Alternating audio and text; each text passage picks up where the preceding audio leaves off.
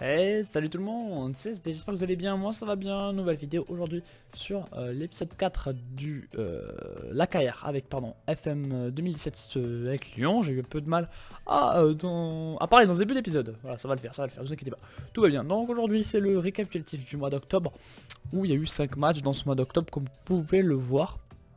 Voilà, donc tous ces 5 matchs, donc Saint-Etienne, Nice, Manchester City en Champions League, puis Guingamp et Toulouse. Donc voilà, c'était 5 matchs pour ce mois d'octobre. Au mois d'octobre, 5 matchs, ça va, c'est pas non plus énorme. Donc on se sort bien. Parce qu'il y a eu une petite trêve entre le 2 octobre et le 15 octobre. Il y a eu une trêve internationale, donc c'est pour ça qu'il y a 5 matchs. Donc voilà. Avec 4 matchs de Ligue 1 et un match de Ligue des Champions, qu'est-ce qu'on a fait? On va tout de suite faire le point sur ça avec alors déjà merci des retours que vous avez fait lors de l'épisode 1. Vous avez été nombreux à le voir, je suis très content que autant de personnes le voient. Je tourne cet épisode alors que le 3 est déjà à tourner, donc les avis que vous m'avez donné je les appliquerai lors de la prochaine, donc lors de l'épisode 5. Vous aurez très certainement un petit changement de format, mais je vous en parlerai lors de la vidéo en elle-même. En tout cas aujourd'hui on y va de suite avec le derby contre Saint-Etienne, un match très important qui était le 2 octobre, un match qu'il fallait absolument gagner, c'était victoire obligatoire à domicile, oui pardon, de plus. Donc qu'est-ce qu'on a fait? Eh bien, attention, on a gagné 4 buts à 0, 4-0, on a tout simplement ouvert en deux Saint-Etienne. Comme vous pouvez le voir, on avait mis comme équipe Anthony Lopez, Raphaël, Mamana. Donc j'ai enfin décidé de tester Mamana lors de ce match-là.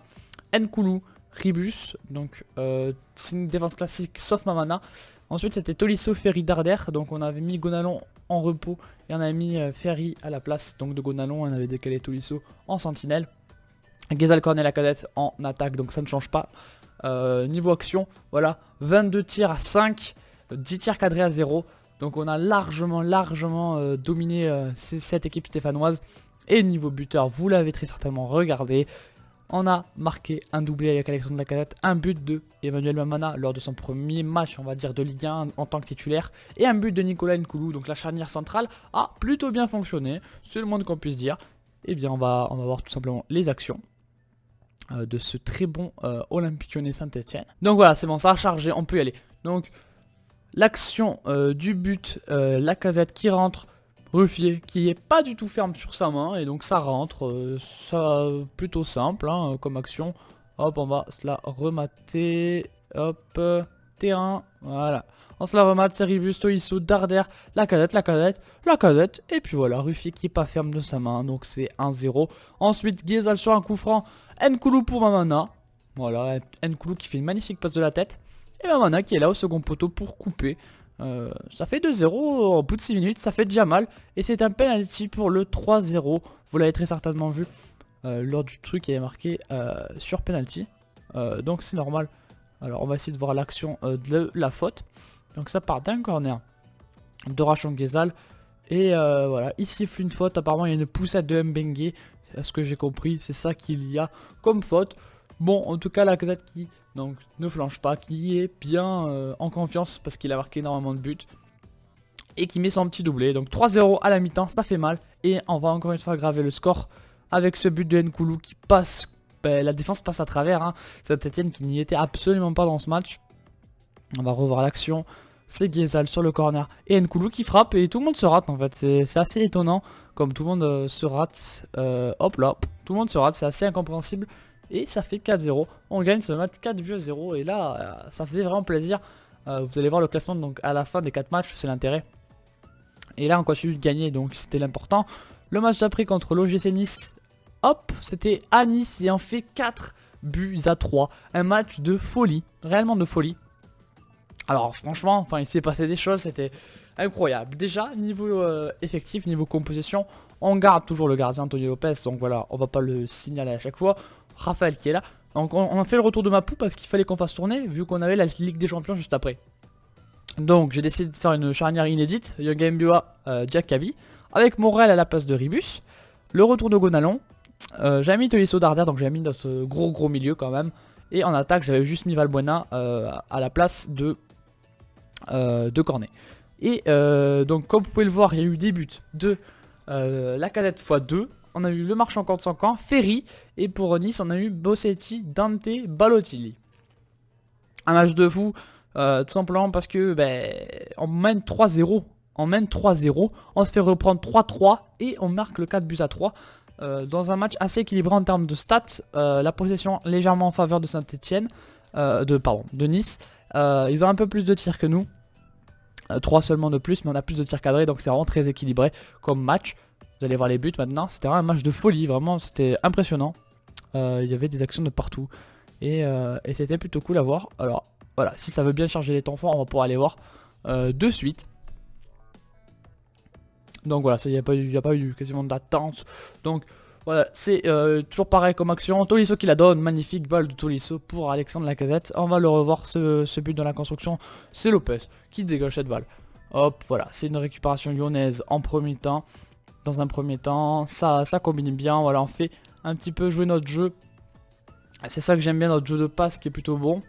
Voilà, on avance tranquillement, on construit. C'est la construction pure et dure. Et puis là, hop, l'éclair de génie. Qui va avoir lieu pour Darder qui la donne à Tolisso, Tolisso qui la repasse à son attaquant et c'est le 1-0 sur cette très belle action lyonnaise. Ensuite c'est un corner de Valbuena pour Ghezal, Darder pour Ghezal, Morel avec Valbuena, Valbuena pour Lacazette et Lacazette premier poteau qui est bien seul, quand même bien seul. On va juste revoir la finalité de l'action. Donc voilà, c'est Valbuena et au premier poteau bien seul, lâché par la défense, Lacazette qui pointe ce but. Ensuite c'est le but du 3-0, une action d'un but contre 5 ans de Le Marchand. Voilà, Raphaël, et c'était pour Lacazette, mais Le Marchand coupe la trajectoire de la balle et ça fait 3-0. Donc là on se dit 3-0, c'est bon, match facile, match gagné. Eh bien non, pas exactement, car Nice va se réveiller. Et quand ils vont se réveiller, ça va faire mal parce qu'ils vont commencer à jouer et à très bien jouer parce qu'ils ont une belle équipe, il faut quand même le signaler. Donc Cosiello qui joue avec Belanda. Belanda a des bons joueurs. Belanda, Balotelli, Cosiello, il y a vraiment des beaux joueurs dans cette équipe niçoise. Là on peut voir que c'est un peu deux blocs qui s'affrontent au milieu de terrain.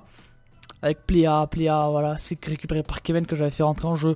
Mais une contre-attaque de Cosiello, Balotelli pour Bossetti. Et Bossetti qui va tromper Anthony Lopez qui se trouve complètement. Anthony Lopez, vous pouvez voir ça, c'est vrai bien trouvé Anthony.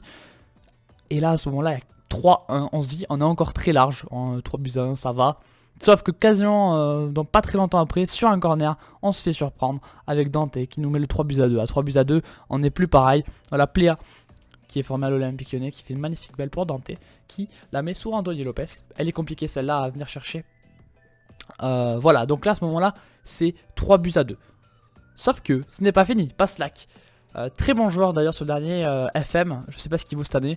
C'est une action lyonnaise, là on se dit que ça va très bien partir. Comment Gonalon peut ne pas faire la passe à ce moment là? Comment Gonalon fait-il? Parce que là c'est vraiment le 4 buts à 2 et c'est fini. Mais non. Et du coup les Niçois vont marquer sur cette tête de Balotelli avec le centre de Passlack. Très belle tête de Balotelli. Et là on se dit à la 89e, c'est terminé. Voilà, on gagne 3-0, on vient de se faire reprendre 3-3. Si on perd pas, on a de la chance. Mais pas du tout. Car les Lyonnais, sans transition aucune, vont jouer, vont se dire que c'est pas possible, ils n'ont pas pu faire tous ces efforts pour rien. Et voilà, c'est Raphaël pour Ferry, premier poteau, et Ferry qui va transformer ce but à la 90e minute de jeu. Oui, 90e minute de jeu, on va revoir ça. C'est vraiment sur l'engagement où il y a eu de l'envie qui amène Ferry qui va faire la passe et qui va, regardez le Ferry, hop il y va. En tant qu'avant-centre, il va se poster en avant-centre. Raphaël, et le très bon centre de Raphaël qui met ce but, enfin qui met cette passe pour le but. 4 buts à 3 et victoire lyonnaise dans ce match. Match incroyable, 7 buts, incroyable, tout simplement incroyable. Et Nice a montré de belles qualités mentales pour revenir. Ensuite, le match de Ligue des Champions contre Manchester City. Eh bien, il y a eu un 0-0. On a complètement tenu, on a fait le dos rond, tout le match. On n'a vraiment rien fait. Mais écoutez, ça a suffi pour avoir un bon 0-0 là-bas. Pardon, bon 0-0 là-bas. La seule chose un peu dommageable, c'est la blessure d'Alexandre Lacazette. Blessure quand même assez courte, mais c'était genre 10 jours. Et 10 jours, c'était 2 matchs de Ligue 1. Donc Lacazette, c'est indisponible pour 2 jours de Ligue 1. C'est quand même beaucoup. Donc voilà, dans ce match, on a vraiment fait le dos rond. On a eu une possession moyenne. On a vraiment fait... pas jeu égal, mais... on a bien tenu et finalement on a tout simplement pas pris de but et on a fait 0-0. Donc ça c'est plutôt très bien. C'est plutôt très bien. Je vais tout simplement à la fin de la vidéo vous montrer les classements. On va finir les deux derniers matchs de la vidéo. Les deux derniers matchs en Ligue 1. En premier, là en avant Guingamp, la victoire 1-0. Voilà. Là on a encore une fois, on a fait un match pas très bon. À domicile j'aurais espéré mieux. Après on a fait énormément de tournées.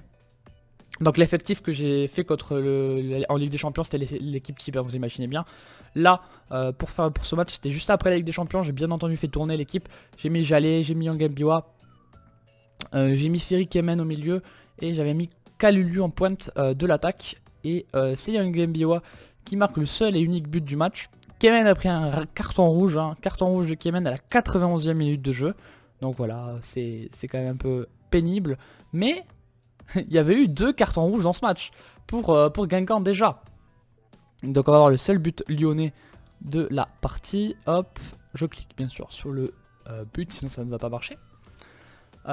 Donc voilà, le seul but de la partie c'est Guzol pour Young Biwa qui était tout seul. La défense n'essaie absolument pas concernée sur cette action. On va revoir ce but. Voilà, Guzol.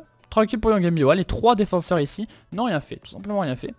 Le premier carton rouge du match qui a été donc pour pardon, j'ai touché le micro, pour Guingamp. Voilà, hop, là-dessus c'est limite, mais ça va, pour l'instant ça passe, on va se dire, il a déjà un jaune, donc attention Diallo, attention, ils essayent de combiner, parce qu'ils ont pas trop mal joué leur coup, hein, les Guingampais là-dessus dans ce match, c'était pas trop mauvais.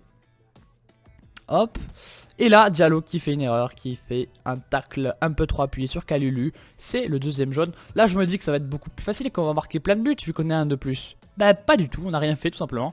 Et on va même, ils vont même prendre un deuxième rouge et on ne va tout simplement rien faire une fois de plus. Hop, donc vous voyez on récupère un ballon, on se dit qu'on va enfin pouvoir attaquer.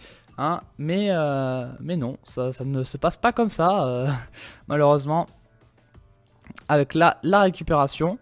Et c'est là-dessus que Marsal va se prendre, je crois. Voilà, Marsal qui appuie trop son tac par derrière. Deuxième carton rouge pour les Guingampais. Ils sont à 9 contre 11. Et on ne va pas jouer, tout simplement. Ils vont être 2 de moins sur la pelouse. Et on va rien faire. Un petit peu comme le match entre Lyon et Bastia. C'est belle action d'ailleurs, notamment de Ferry. Belle action. Mais un peu comme OL Bastia, où Bastia se prend 2 rouges et l'OL ne fait rien. Ben, dans ce match, c'est exactement pareil. Et donc on va quand même voir le dernier rouge du match. Aussi 2 fois carton jaune. Donc clairement ceux qui ont pris des cartons jaunes sont sortis, hein. C'est quasiment ça qui s'est passé dans cette vidéo, enfin dans ce match. Voilà, donc on va tout simplement attendre l'action où Kemen, pour une fois qu'il a un match, se fait sortir. Donc il se prend ça, il se voit qu'il fait un coup de coude, j'ai pas trop compris ce qu'il fait. Il y a la faute en tout cas, carton rouge. Bon, voilà, c'est comme ça, et on gagne quand même ce match 1-0. L'important est vraiment la victoire dans ce match là, mais la manière était dégueulasse. Donc le dernier match d'octobre, le 29 octobre, à Toulouse. On va essayer donc de gagner ce match extérieur contre Toulouse, qui est une équipe difficile à jouer pour l'OL. Et on arrive quand même à battre Toulouse 1-0 dans un match où on a fait jeu égal avec eux. Niveau équipe, c'était bon, c'était bis on va dire quand même. Avec Jalé titulaire, avec Morel, avec Ferry, avec du Ghezal. Enfin Ghezal c'est normal, avec Valbuena pardon. Donc c'est quand même une équipe assez bis qu'on a fait aujourd'hui. On avait laissé reposer certains joueurs. Et au final, niveau action, c'est 12 tirs partout. Une possession 50-50. Donc un match ultra, on va dire, équilibré. Et donc on gagne ce match 1-0 sur une frappe de Jordan Ferry à la 18e minute de jeu. Donc bon, c'est plutôt pas mal.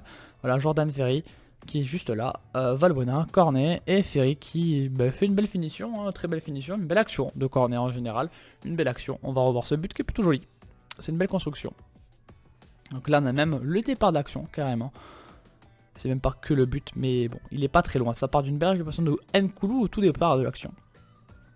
Voilà, Valbuena qui arrive à passer sa balle à Ferry. Ferry qui va encore une fois regarder ça, monter tout en haut, faire un très bel appel. Ferry qui fait rendre des courses très belles. Donc 18e minute de jeu, on arrive à gagner 1-0 et le score ne bougera plus à Toulouse. Voilà. Donc voilà pour les matchs de cet épisode. Lors du prochain épisode, on aura Manchester City en Ligue des Champions lors du mois de novembre. On aura ensuite Bastia, puis le LOSC, le Red Bull Salzbourg, avant d'affronter le PSG, puis Nantes. Et ce sera donc la fin de ce mois, avec plutôt beaucoup de matchs, avec 1, 2, 3, 4, 5, 6... alors attendez, parce que je sais pas compter je crois. Non c'est ça, 6 matchs. 6 matchs lors de ce mois de novembre. Un mois de novembre à 6 matchs c'est plutôt beaucoup. 2 matchs de Ligue des Champions, le PSG, donc il y a beaucoup d'échéances qui vont arriver. On va aller de suite dans les compétitions. En Ligue 1, nous sommes premiers avec 5 points d'avance sur le PSG, 10 points d'avance sur le LOSC qui est 3ème et sur Malherbe aussi du coup. On a pas mal d'avance, on n'a perdu aucun match pour le moment, on les gagne, on fait pas beaucoup d'erreurs. Dans le jeu on n'est pas flamboyant à des moments, mais ça va quand même, c'est pas trop mal. Bon voilà, on a quand même 5 points d'avance avant d'affronter Paris, c'est pas trop mal. Et en Ligue des Champions, on est toujours là. Parce qu'en cas de bons résultats contre Manchester City, il y a vraiment moyen, de gagner et de passer devant. Même si on fait match nul, c'est pas trop mal. Donc voilà, c'est un groupe quand même qui reste serré, mais on a quand même la possibilité toujours en Ligue des Champions de faire quelque chose. Voilà tout, j'espère en tout cas que cette vidéo vous aura plu les potes. N'hésitez pas à donner vos avis toujours en commentaire. Lacazette est le meilleur buteur actuel de Ligue 1. Donc c'est plutôt bien. Je peux vous montrer si vous voulez la Ligue 1. Alors attendez, parce que je suis toujours paumé. Voilà. Hop, voilà. Lacazette est premier en termes de buteurs en Ligue 1. C'est plutôt bien, hein. Lopez est le plus... il a le plus de clean sheet aussi. 8 clean sheet pardon, en 11 matchs. C'est pas mal. J'espère que les vidéos vous aura plu les potes. On se retrouve très bientôt pour la prochaine avec à la fin des vidéos un match. Donc la prochaine fois je vous ferai les résumés des matchs. Puis le dernier match du mois sera un épisode que je vous ferai. Voilà tout. Allez, gros bisous les potes. Bisous, ciao.